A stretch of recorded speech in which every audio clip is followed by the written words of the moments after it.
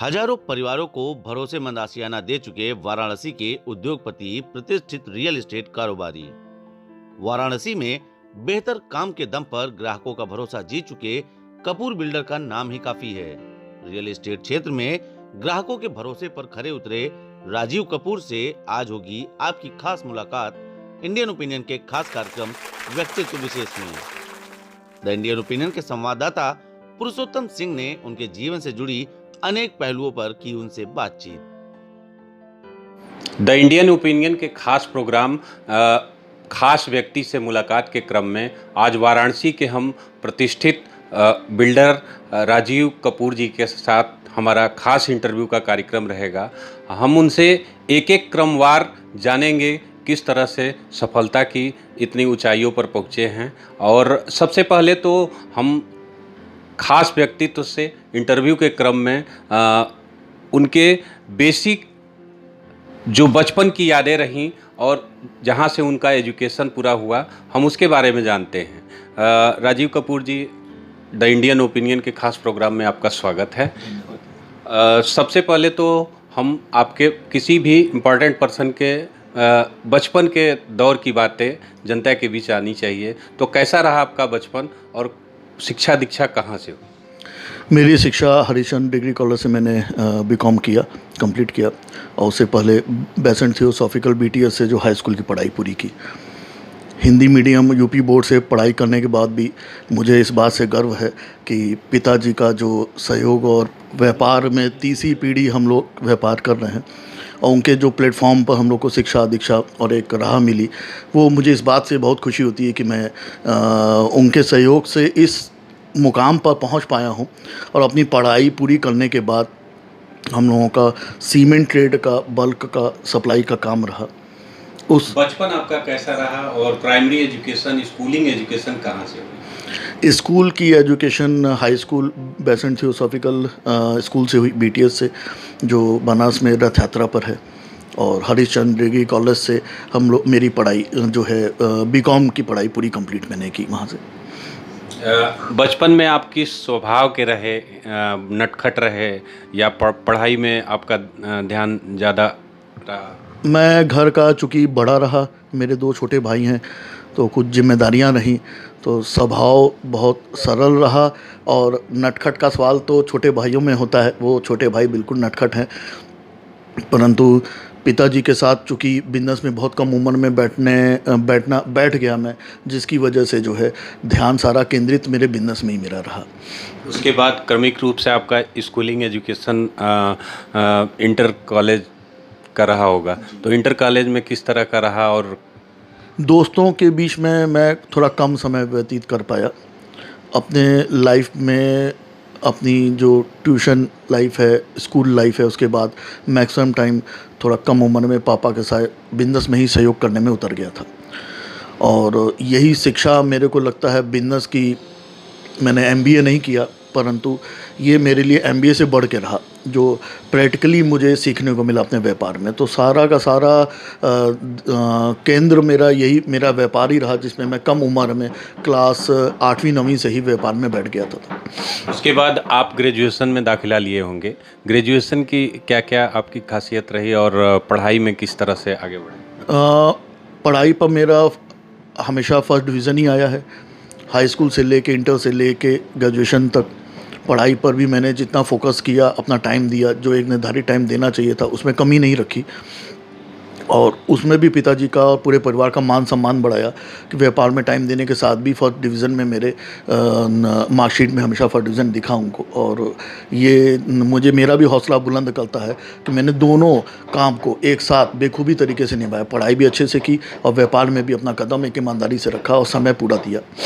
बात करते हैं खेल कूद की, तो आपका किन किन खेलों में रुचि रही है और अभी आप किन किन खेलों को लाइक करते हैं? और मेरी रुचि क्रिकेट में थोड़ी रही, उसके अलावा और किसी और खेल में मेरा बहुत, और इंडोर गेम कुछ हैं जिस पर मेरी रुचि रही, जैसे शतरंज हो गया, चेस हो गया। ऐसी स्टेज में क्रिकेट थोड़ा कम समय निकाल पाया, लेकिन जब भी खेला तो बेखूबी खेला, दोस्तों के बीच में खेला। आज उसी मैच और क्रिकेट को ही देखने का एक रुझान रहता है, जिस पर मेरा शौक़ बचपन से रहा। अब बात करते हैं खाने पीने की। आपको किस तरह का खाना पसंद है और घर में क्या क्या बनते हैं? पंजाबी हैं हम लोग, खत्री समाज से हैं। तो जो पंजाबी डिश होती हैं पूरे इंडिया में फेमस हैं बहुत चीज़ों को देखते हुए। तो मैं नॉन वेजिटेरियन हूँ और तीखा और स्पाइसी खाना हम लोग को पसंद आता है। अब बात करते हैं हम बिजनेस के पहले पड़ाव की। सबसे पहले आपने किस तरह से बिजनेस शुरू किया और उसका क्या अनुभव रहा? पेरेंटल बिजनेस रहा घर का। सबसे पहले साइकिल के टायर की फैक्ट्री और घंटियों की फैक्ट्री रही, जिसमें उस समय 150 वर्कर काम किया करते थे। सिगरा पर ही हम लोग का वो 1.5 बीघा ज़मीन पर एक परमाइसेस पर फैक्ट्री रही। उसके बाद सीमेंट के ट्रेड में हम लोग की फैमिली इन्वॉल्व हुई। गवर्नमेंट की supply, private, wholesale, retail. Government की जब चुनार डाला की फैक्ट्रियां हुआ करती थी तो ईस्टर्न यूपी में हम लोग इकलौते लाइसेंस होल्डर थे सीमेंट के, क्योंकि उस समय सीमेंट लाइसेंस पर बिका करता था, फ्री होल्ड नहीं बिका करता था। हाई स्कूल तक आते आते लगभग मैंने 80% बिजनेस को संभाल लिया फादर के साथ। सीमेंट के ट्रेड को बेखूबी, जो 200 टन 400 टन की सेल थी 4000 टन तक पहुंचाई गई। अधिकारियों के एक अप्रिशिएशन मिलती रही और एक कंपनी ने भी हम लोगों को एक अच्छे ऊंचाई तक पहुंचाने के लिए पूरी भरसक मदद की। प्राइवेट कंपनियों के साथ भी जुड़ते चले गए और गवर्नमेंट के भी अच्छे अधिकारियों के सहयोग मिलते चले गए, जिसकी वजह से मैं उम्मीद करता हूं कि 2004 तक आते आते हम लोग हाईएस्ट सीमेंट सेलर थे और डिस्ट्रीब्यूटर थे। और एक अच्छा मतलब महसूस होता था, गर्व होता था कि कंपनी की नज़र में हम लोग एकदम टॉप मोस्ट में चल रहे हैं। एक्सक्लूसिव डीलरशिप थी। इसके पीछे एक ही राज है, अपनी कर्म, मेहनत और ईमानदारी। सबसे पहले आप किस बिल्डिंग के क्षेत्र में हैं? आप बिल्डिंग बना करके कस्टमर को सेटिस्फाइड करके तब उसके बाद सेल करते हैं। तो आपका कौन सा पहला प्रोजेक्ट रहा और बनारस के किस एरिया में? सिगरा पर हम लोग का सबसे पहला प्रोजेक्ट रहा और उसके बाद कुछ अपनी ऑन बिल्डिंग जो 2004 में हम लोगों ने इस लाइन पर कदम रखा। एज ए इन्वेस्टर पहले हम लोग 98 में हम लोग कुछ ग्रुप के साथ इन्वेस्ट किए। उसके बाद फिर हम लोगों ने स्वयं अपना व्यापार, अपनी फर्म, अपनी कंपनी डेवलप की और आज 26 प्रोजेक्ट हम लोग पूरे कर चुके हैं। 1000 से ऊपर लोगों को घर दे चुके हैं, उनको बसा चुके हैं और बहुत खुशी होती है कि घर बसाना ही सब कुछ नहीं होता, उनकी ज़रूरतों का ध्यान रखना, आज भी उनको सर्विस देते रहना, आज भी उनके लिए हर मोड़ पर खड़े रहना। और वो हमारी, मुझे लगता है, फैमिली है 1000। और ऐसे लोगों को बसाने के बाद आने वाले समय में हम लोग कई नई लॉन्चिंग करने जा रहे हैं, जो उम्मीद करते हैं कि अच्छे तरीके से लोगों को कम बजट में या प्रीमियम सेगमेंट में भी अगर जो चीज़ें दे सकें वो बना के हम लोग अवेलेबल करा सकें उनको। आपके पहले बिजनेस का अनुभव कैसा रहा? बहुत अच्छा रहा। बहुत कुछ सीखने को मिला, समाज का हर तरह का व्यक्तित्व देखने को मिला।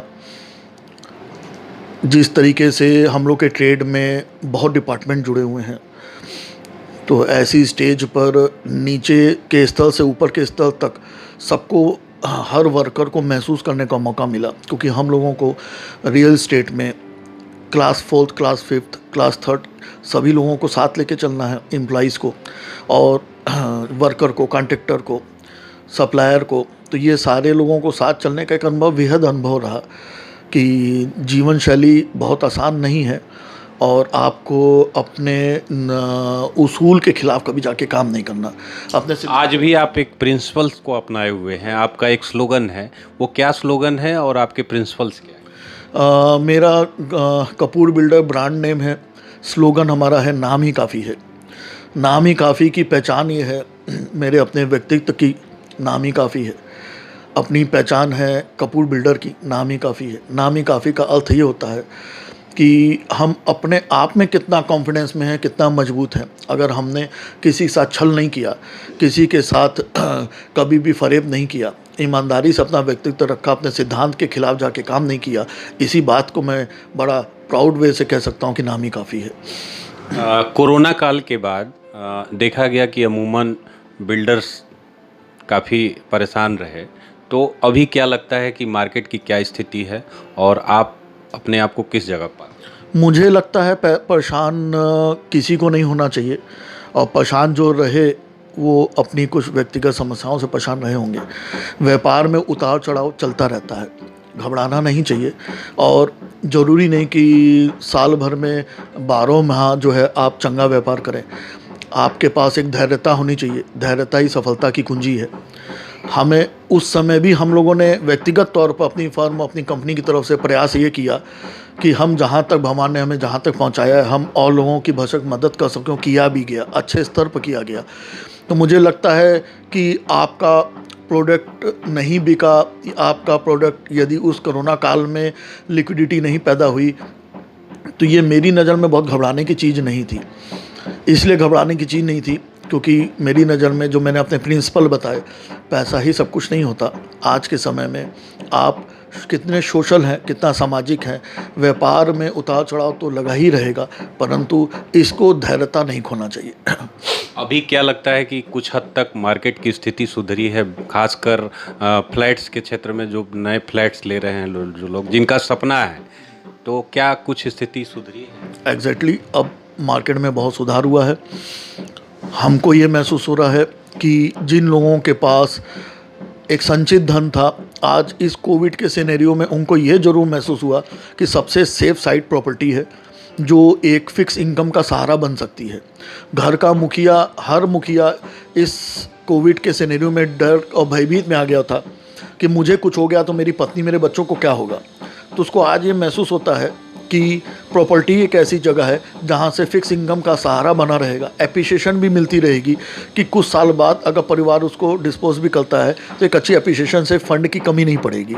तो ये सुधार मैं महसूस करता हूँ 2021 के जनवरी फरवरी से बहुत अच्छे तरीके से सुधार आ रहा है। और वैक्सीनेशन पूरी कंप्लीट हो जाने के बाद एक ऊर्जावान तरीके से लोग अपनी जो प्रतिभा है उसको सब लेके आएंगे और अपनी इन्वेस्टमेंट रियल एस्टेट में 2022 से बहुत ही अच्छे स्तर से करेंगे। आपके रोल मॉडल कौन कौन लोग रहे हैं? जो विवादों से नहीं घिरे रहे वो मेरे रोल मॉडल रहे। जैसे कि क्रिकेट मैं पसंद करता हूं तो मेरे लिए रोल मॉडल सचिन तेंदुलकर है। तो ऐसे कुछ व्यक्तित्व हैं जो विवादों से दूर रहे, वो मेरे लिए रोल मॉडल हैं। जी हाँ, हमारे साथ थे राजीव कपूर जी, जिन्होंने बताया कि नाम ही काफ़ी है। इनका ब्रांड का बेसिक प्रिंसिपल है, नाम ही काफ़ी है। और इनका एकमात्र उद्देश्य है कि कस्टमर्स को सेटिस्फाइड होकर हमारे यहाँ से जाए। तो कस्टमर जब सेटिस्फाइड होगा तो निश्चित तौर पे व्यापार बढ़ेगा और लोगों के अंदर एक विश्वास पैदा होगा। पुरुषोत्तम सिंह, द इंडियन ओपिनियन के लिए, वाराणसी।